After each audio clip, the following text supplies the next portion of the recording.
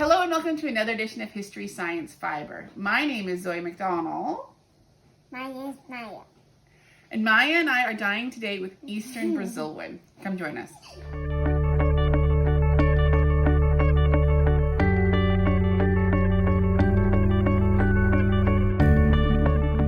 Today we are dyeing with Brazilwood. Now, fun fact, not all Brazilwood comes from Brazil. The term Brazilwood refers to any tree used for dyeing in the Cassapania genus. Now today we're dyeing with Eastern Brazilwood from Asia, also known as Sappanwood. Now Sappanwood was a popular dye in medieval Europe. The hardwood would be cut into logs and then sold and shipped throughout Europe. Whether you're in a 13th century woolen mill town in Flanders or you're a 15th century Venetian silk dyer, the heartwood of logs would first be chipped and then finely ground. The chemistry of the dye means you'll need to boil or simmer the dye material longer than other dyes, about 3 hours. The main colorant in Brazilwood is brazilin, which then oxidizes to become the more powerful braziline, and this is the dye that gives deep reds. Interestingly, one of the key regulations used with sappanwood in medieval Europe is that you were forbidden to use it on its own to create these reds. The reason being it is fugitive. It withstands washing well, but it will fade in light. So several methods were developed, including the rosé process, to overdye other reds like madder. Okay, so the next step, now that we have our Brazilwood boiling away, is we want to create some skeins that we're going to put in for dyeing. So we have one big skein here. This weighs 250 grams, and I pre-mortared the whole thing beforehand. So what we're going to do is we're going to take this big loop, and we're going to make a few smaller loops and try and see if we can get a few different colors from our dye today. Does that sound good? Sounds good. Okay. So I have 2 Swifts here, but you can also just use overturned chairs, or I've also used overturned ironing boards. It's kind of whatever you have. So we'll put this big loop on this one. Okay, so the next thing we got to do here is we're going to have to cut off these ties because we can't wrap around without ties. Here. Okay, do you want to do the next one? Here. There you go, nice and careful. Perfect. Okay, so let's see if that's got all the ties yet. Oh, I think so. Oh, hang on. No. It's okay. Okay, so here, give me the scissors. But we gotta go to the next part. Okay, next part is setting up the next one. So what we're gonna do is, you got it. So if you lift it up, so I've pre-marked this at 1 meter so that I know if this goes up to there, each wrap is going to be 1 meter or 1 yard if you can measure it in yards. So what we do is we're going to tie it on, and you're going to help me. Okay, there we go, yeah. Okay, should we spin it? Yes. Yeah, and you keep going. You're doing great. You got it? Oh, there you go, Maya. Good job. Yeah, keep going. Can you start doing it? Okay, me to do it. There we go. You're doing great, Maya. Whoa, whatever I do. We're not doing the whole thing. Don't worry. I know. We just want to make 3 different ones. Okay, so we want to make sure that each of the skeins weighs about 30 grams. So what we can do is we can take it off and see if we've got it there. Should we see? Okay, ready? And okay, so for the next part, Maya, what we want to do is we want to take each of these ends and we're going to tie it off so that when we put it in the pot, it's not all going to get all tangled up. So how we do that is I've got some little ties here we can use. And then we're just going to put it around. Do you want to help me tie a knot? Oh, here. Yeah. Do you want to help me tie a knot, sweetie? There. Fair enough, we'll do that. That. And then like that. And then we'll do it one more time for this tie over here.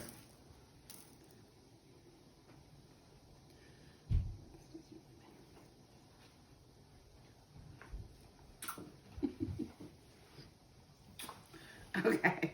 Wow, this tie I'm getting you. Fair enough. Okay. So, here you go, Maya. Here's our first one. And then do you remember we can do this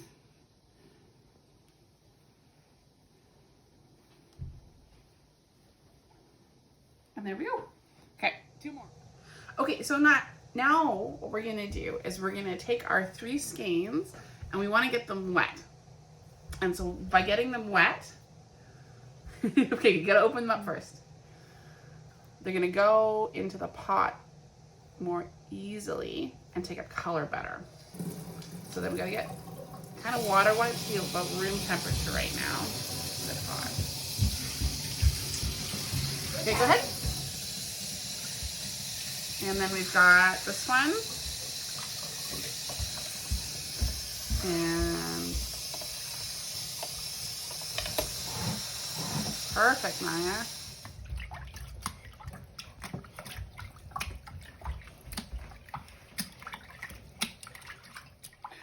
Okay, Maya, it's coming time to prep our dye material. Here we've got Eastern Brazilwood. So what kind of color do you think Eastern Brazilwood is going to get us? What do you think? Purple. You think it's going to get purple? Okay. Okay, good choice, good choice. Okay, so what we're going to do is we're going to turn on the scale. Yeah.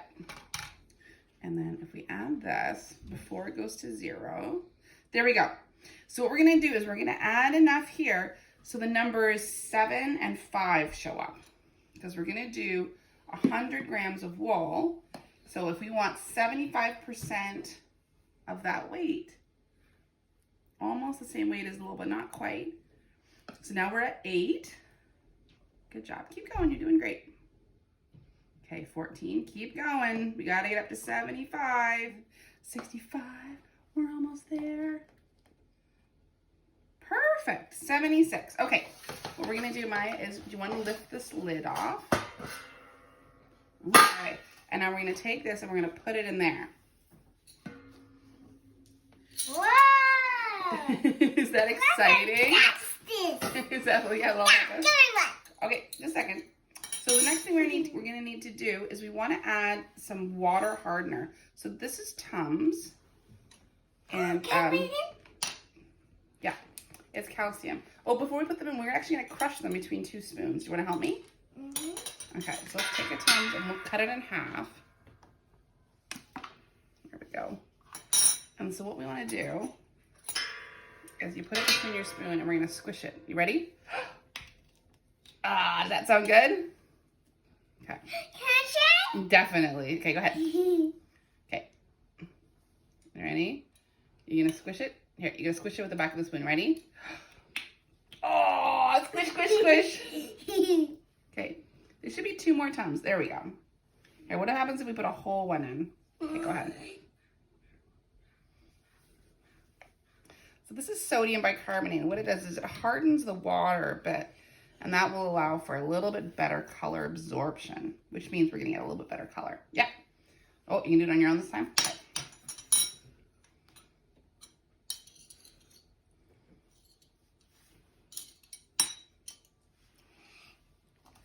Ready? Oh, I'll get in there and help you. Oh, that's squish. You did it. Good job. Okay. So now that we have that, now what we're going to do is we're going to add about 3 or 4 gallons, or about 12 to 15 liters. And then we're going to get it simmering on the stove. You ready? High five, partner. High five. Okay, so you want to swing over that. There you go. So we're going to turn on the water. Yeah. And we can turn on hot water this time.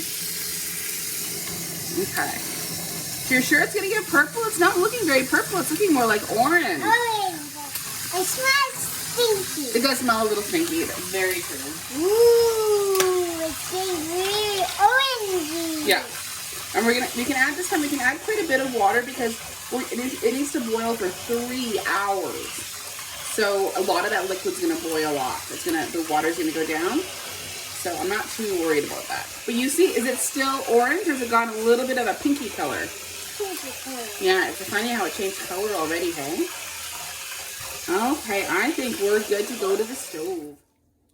I think turning the stove on is probably a grown-up job. But can I let you do it? Absolutely. You're going to hear the tick, tick, tick. Don't get too close, though. It fires off at the beginning. Yeah, there we go. So, Maya, can you put the lid on, though?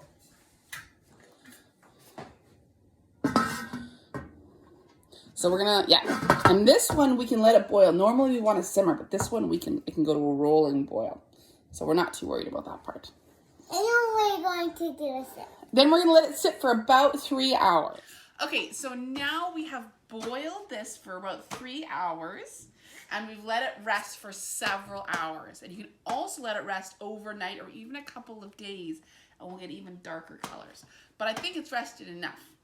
So what we're gonna do now is we're gonna take our yarn out of the water and separate it into here so that we can add it right in. Are you ready? Do you wanna do this part? So this is nice and cold. This is still room temperature. Okay, There's 1. There we go. There's 2. And there's 3. Okay, are we ready to see what color it is? Okay, you ready? Okay, what color is that? Is it kind of a pinky color?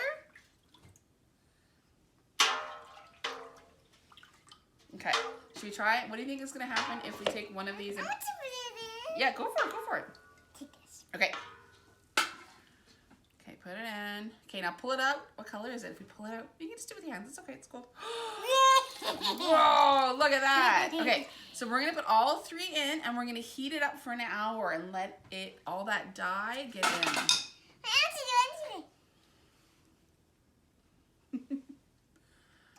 Okay, you got one more.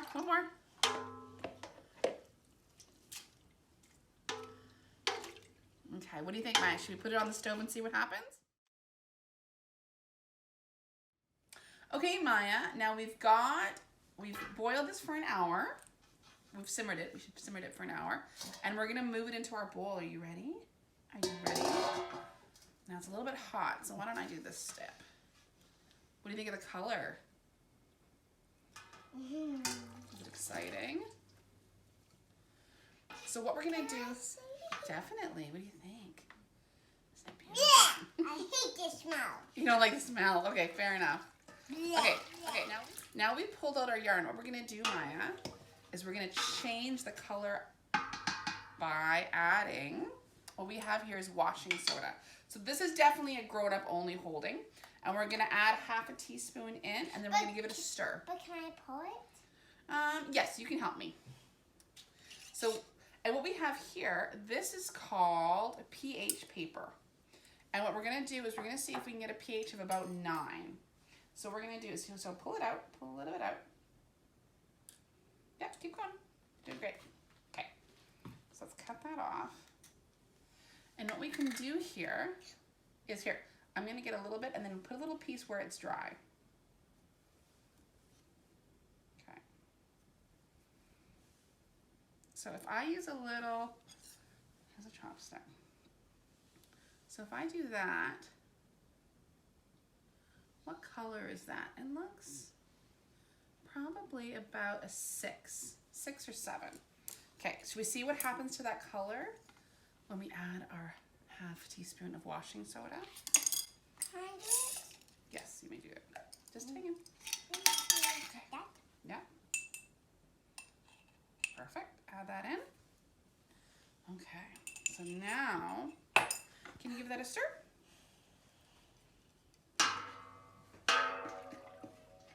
Okay. Should we see what has happened to the pH? Okay. Here we go. We're gonna stick this in. Oh, here. Yeah, you can do it.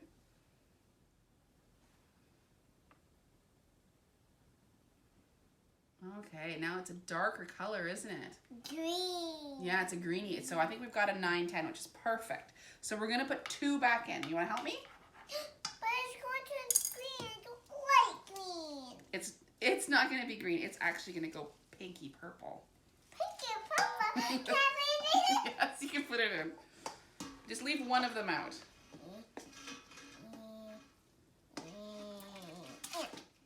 It's gonna need a little bit more water. So let's add a bit more water.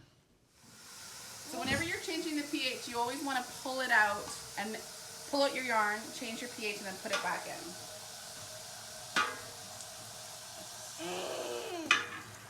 Exploded, Mama. Did it explode? Okay. Oh my goodness. Okay. Can I put that in? Yeah, why don't you pour that in with me? Ready? That should be good. That should be good. Let's go. Let's go. And I can do it. Okay. It's going so fast. So fast. Okay, let's pull one of them out now and see what color it is. What do you think? That is it all. It's a little darker, isn't it? So why don't we pull one of them out? Ready? Actually, we can put the both in and then change the pH one more time. And then we'll put one more in, okay? You ready? Okay, this is gonna be our last pH shift. So add half a teaspoon. And there you go, perfect.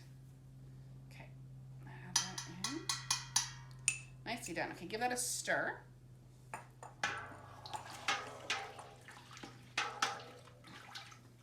Yeah, and let's see how that pH, it should be about a 10 or 11. Okay, go on the one that hasn't. There we go. So now it's definitely into a blue. So we're looking at about a 10 or 11. Perfect. So what we're gonna do, Maya, you ready? Yeah, you ready? We're gonna put one more skein back in, okay? What? We're gonna add one more back in. And then we're going to take it out and see what color it is? Yeah, but we'll leave it for a few minutes, okay? So we'll give this about 5 or 10 minutes and then we'll see what color it gets. So what we want to do here, Maya, is rinse it until it's completely clear. Look at that color. Ooh! Look at beautiful purple color. I love the purple. Look what put my hand up. Okay, so today, what did we dye with? Did we dye with Brazilwood? Yes. And what colors did we get? We got 3 different colors. We got one pinky that's kind of tiny light, and we got one pink, like purpley, and it's really dark. And we got one thing that's pinky and purpley, and it is sort of light. Did you have fun? Yes! Do you want to do this again? Yes! Okay. So yes, it definitely got some crimson. This is a crimson red, and that was at a pH of 6.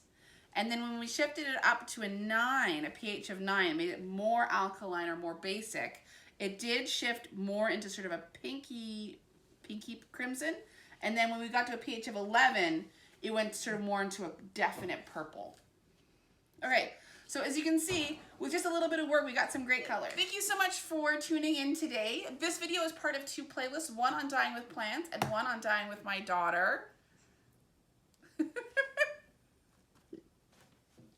Oh, Maya, I remember what I was going to ask you. Maya, what color did you want to dye with next time? What color did you want to make? Rainbow and purple. Rainbow and purple. Okay, I'll see what I can do.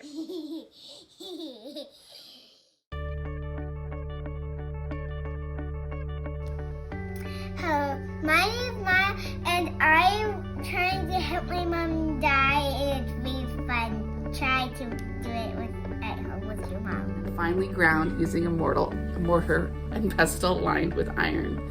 The chemistry of the dye is you'll need to boil and simmer the dye, including the rosé method, to over dye other red dyes like madder.